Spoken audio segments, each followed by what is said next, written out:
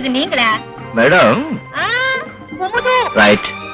பாருங்க, உங்க ஃப்ரெண்ட்ஸ் நீங்க ஏதோ பெட் கட்டிட்டீங்க. சரி, வயசு இளமை முஞ்சாடுகிறது ஏதோ பண்ணிட்டு போறீங்க. மூணாவது பர்சன் அங்க மாட்டி வைக்கலாமா? எல்லாத்தையும் மறந்துடுங்க. நீங்க வாங்கி கொடுத்தீங்க, நான் சாப்பிட்டேன்.